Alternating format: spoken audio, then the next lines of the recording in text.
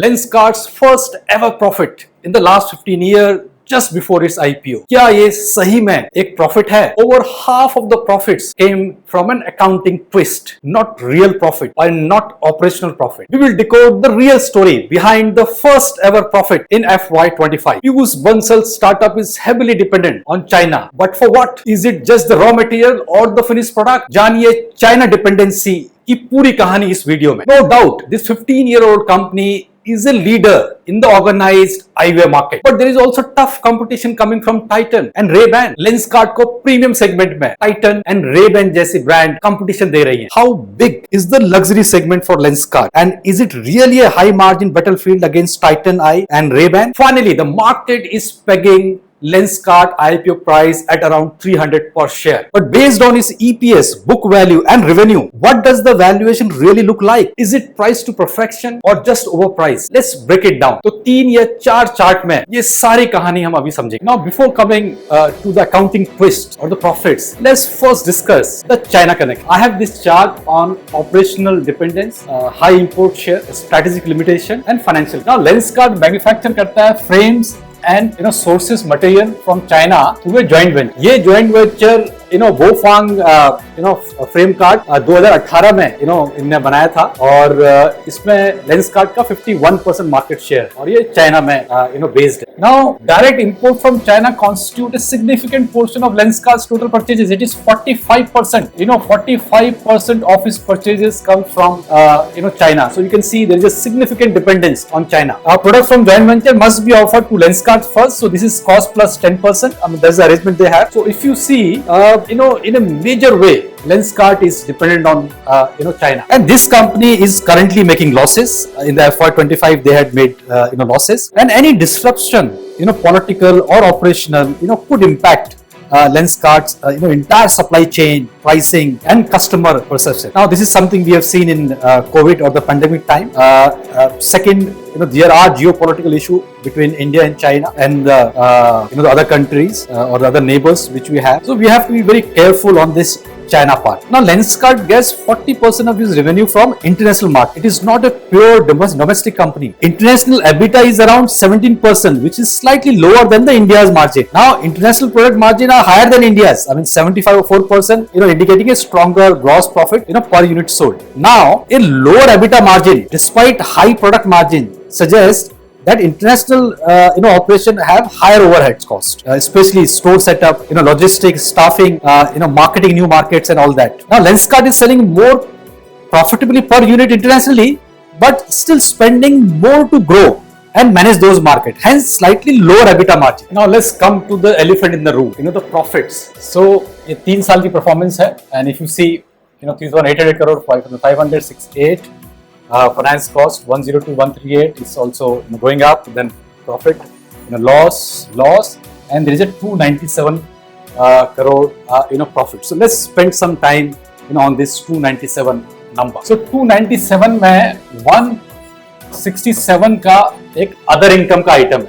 Now this is almost 56% of the profit जो other income से आया है. So now let's understand in detail this other income item. When Lenskart bought a company called Own Days, they agreed to pay part of the money later, not all at once. Now, this future payment was listed as a liability, something that they owe on their balance sheet. But in FY25, Lenskart took a fresh look at how much that future payment was really worth. Now, this is not very clear in the DRHP, but maybe Own Days didn't perform as expected, or हो सकता है कि the terms of the deal changed.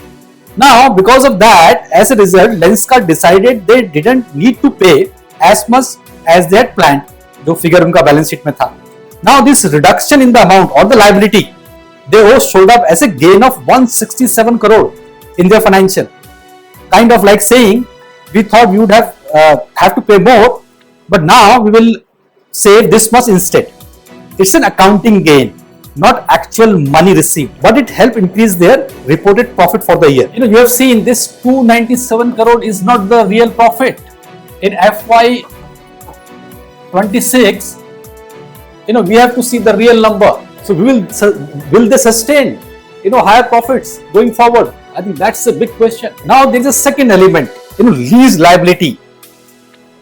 1,400 something, 1,672 and 2,226. And now this is very important to understand the finance cost और ये last 2 साल 3 साल में क्या हुआ है on the lease side. Now Lenskart का डेट नहीं बढ़ा है, लेकिन लेंसकार्ट की फाइनेंस कॉस्ट बढ़ गई है. Okay, now that is due to rise in the lease liability which have pushed up the cost significantly, particularly lease related interest that has increased. So अगर हम देखें finance cost from the lease liability only, FY23 में 58 करोड़ था, 24 में 88 करोड़ था और FY25 में वो 124 करोड़ हो गया है. So जो भी उनके स्टोर्स हैं और जो लीज में है, so there's a massive expansion on that side. That has also in a way increased the revenue and all. Now let's understand the Indian eyewear market. Now if you look at this chart, 77% is unorganized. So there is a huge play where the unorganized market is becoming an organized market.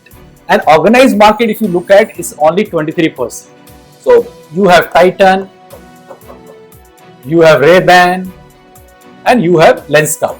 Now Lenskart is the biggest player in the organized player because they are expanding big time. They are making losses that we have seen, but they are very limited player in the organized segment.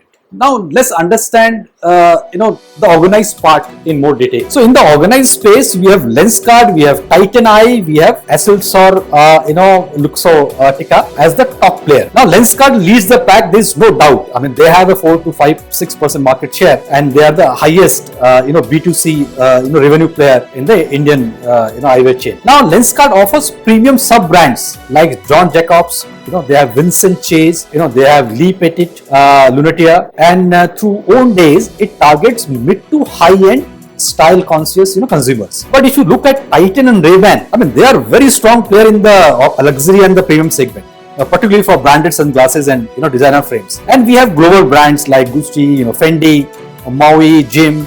I mean, they are also flooding India, and it's going to be a tough fight on the luxury side. Now, second question comes: is Lenskart luxury segment really facing stiff competition? The answer is yes. When Lenskart is strong in price sensitive market and online first premium segment, it is up to brands like Ray-Ban and Titan, in the high end fashion eyewear. These brands, they control significant retail real estate and brand equity.